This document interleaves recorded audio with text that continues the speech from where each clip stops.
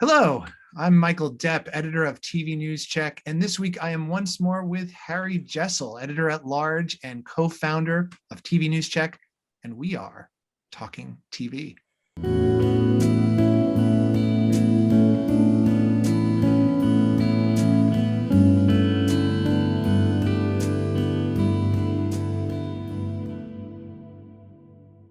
Talking TV is made possible by Making the Media, a podcast from Avid exploring the forces that shape the media, news, and entertainment business. The latest episode features Avid's Craig Wilson interviewing Charlotte Eimer, head of change at BBC News and Current Affairs. In it, they discuss how to effect long-lasting change within the complex world of news, the key elements you need to implement to achieve your organization's goals, and whether the changes brought by the pandemic will be long-lasting. Making the Media is available on Spotify, Google Podcasts, Anchor FM, and other podcast platforms. It's very interesting. Give it a try. Hello, Harry, and welcome back. It's good to be back. It's been a long time. I see you're not in New Orleans anymore. I'm not. I've got the beautiful green mountains behind me. I'm sitting in a creaky New England chair, and all is well in this fall-like environment instead of that's the place to be this time of year. Absolutely.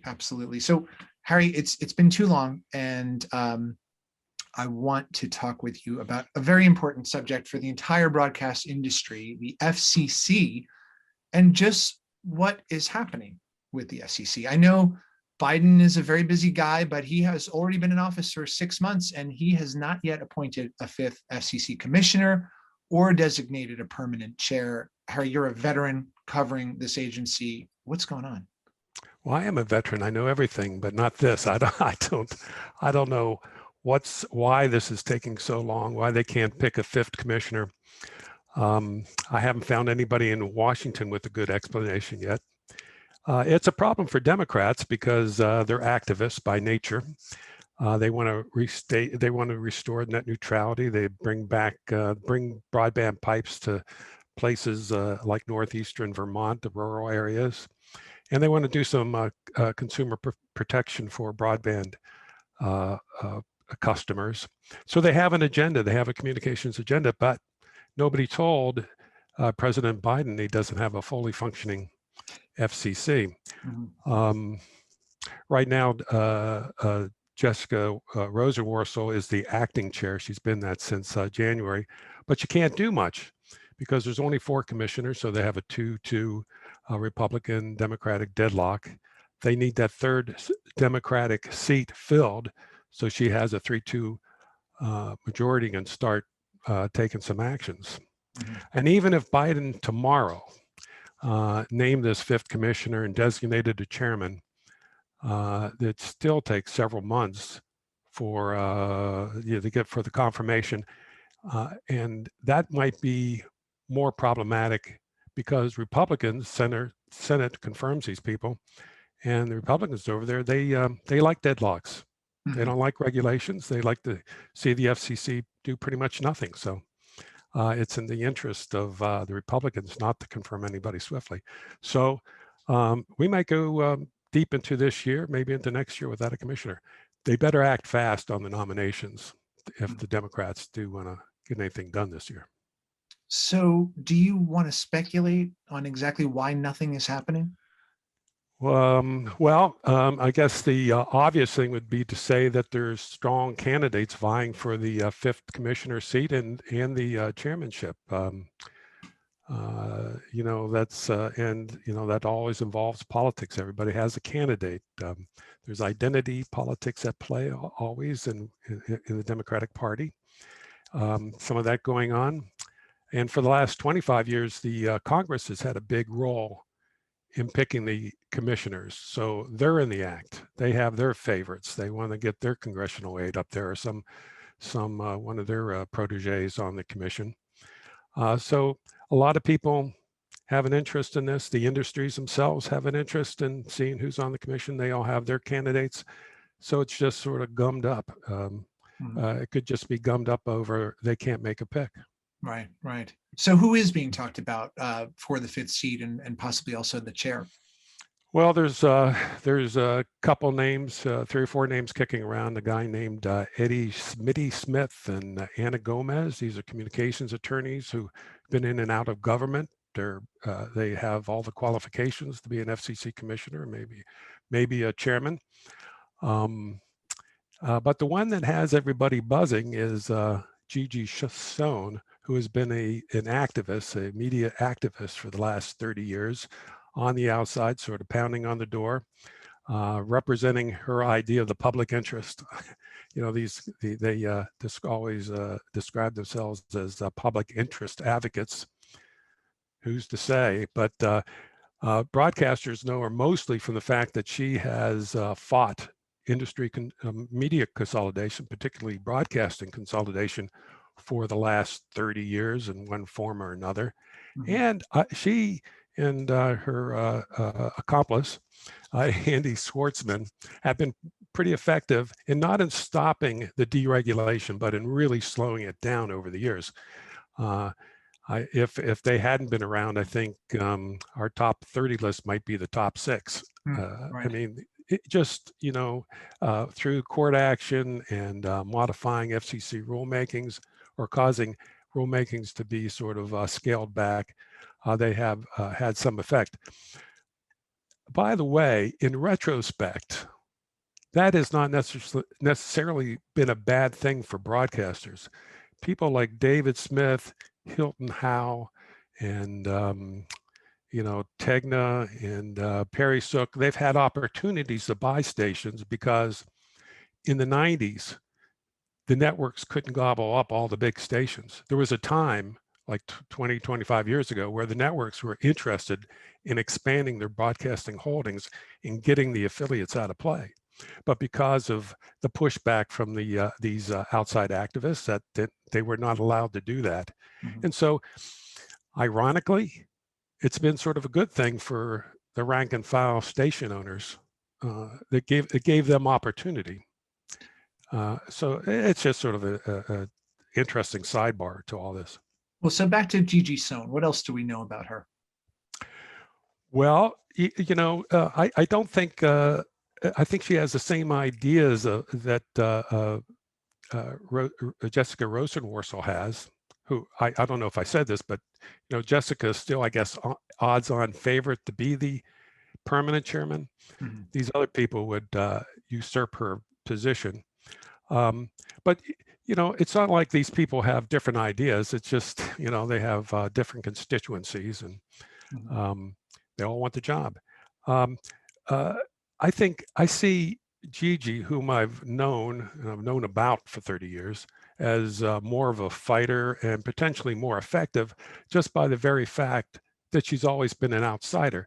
She had to try to influence policy through argument, by sheer persuasion, not through any position of authority.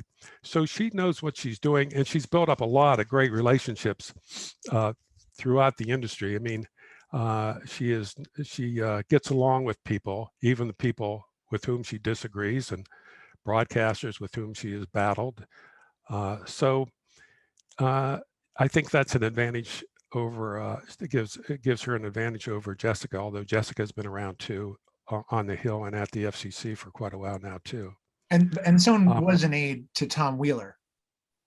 Well, she did have that period where she was in sort of a position of authority as an aide to Wheeler, and while there, she probably had something to do with eliminating the UHF discount, which is a big loophole mm-hmm. in the national ownership cap for stations, allowed.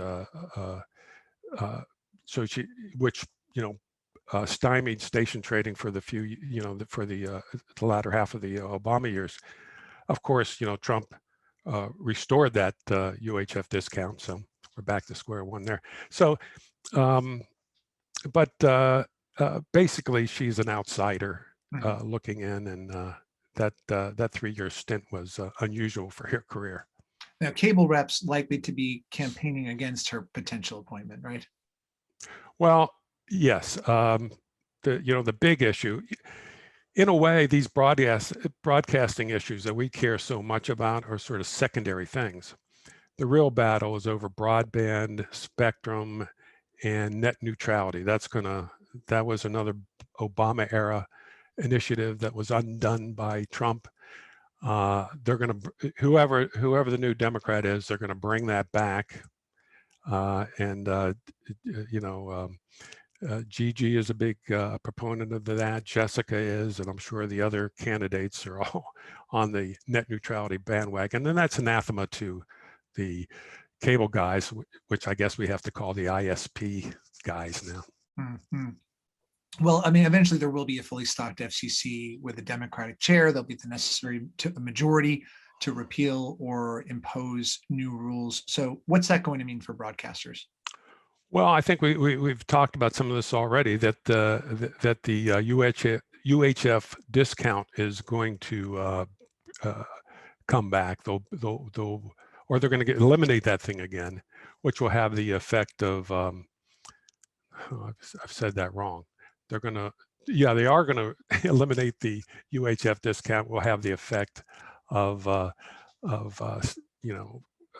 limiting how the big mergers on the in the broadcasting arena, like station groups like Gray, Tegna, and Sinclair. They'll be out of play though. Without the discount, they're up against the cap. They're not going to be able to do very much. Mm-hmm. So that's the high on the wish list of a lot of these station groups is the ability to own 2 network affiliate stations in the same market. That's not going to happen. Not on the watch of any of these Democrats, particularly not Gigi, who's just viscerally against media consolidation. So that's not going to happen. And who knows? A Democratic chairman. Democrats in general, they have this idea that broadcasting have never lived up to the public interest obligations, and that they've always gotten away with something. They've always gotten use of this free spectrum. They think they call it free spectrum, and they haven't really given back enough. I totally disagree with that, and every broadcaster who runs a newsroom disagrees with that. But that's sort of the mindset, and how that translates into any kind of new regulations. We don't know. There's been proposals for requiring political broadcasters to disclose where the money's coming, like the PACs, which I think is sort of a good idea, but it could, cut into that windfall, that political broadcasting windfall that the broadcasters get, and nobody wants to mess with that. That's a very important category now for broadcasters every other year. Right. And the Democrats have, I guess, going back to this idea that broadcasters have always had the use of the spectrum for free, they might start looking, and they have sort of an incentive to bring, broadband and wireless services to the masses, that they might be looking at the, cutting into broadcast spectrum once again, which would be a terrible thing, especially now that broadcasters are slowly moving to 3.0 and at least trying to reinvent themselves in some fashion. Right. Well, so a lot of impending weather ahead, but probably not this summer, it would seem. Not in Vermont. So every day is beautiful in Vermont. That's right. I want to just shift gears for a second entirely, just to talk very briefly about the Comcast Viacom CBS discussions that are supposedly going on. Earnings are happening right now.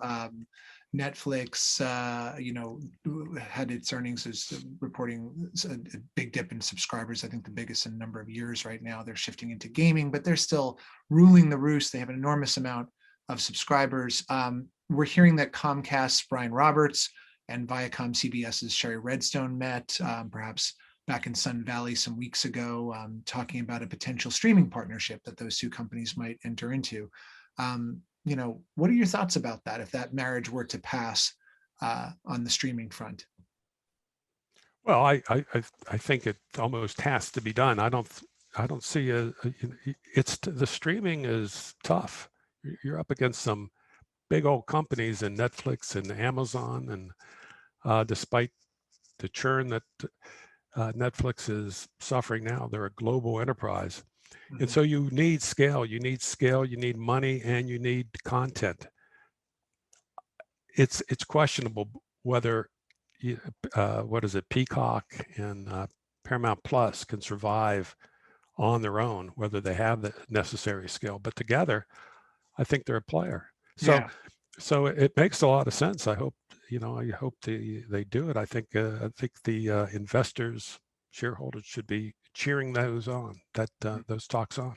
Well, Netflix, Amazon, and Disney all, I think, have more than 100 million subscribers to their flagship services. But Peacock's only got 42 million in the U.S. Most of them aren't paying for that, and Paramount Plus has less than 36 million. So obviously, there's a great disparity in those numbers. So. Well, you just look at their libraries and how much you're spending on. I mean, especially Disney and Netflix, how much you're spending on content to keep that pace up to compete in that world.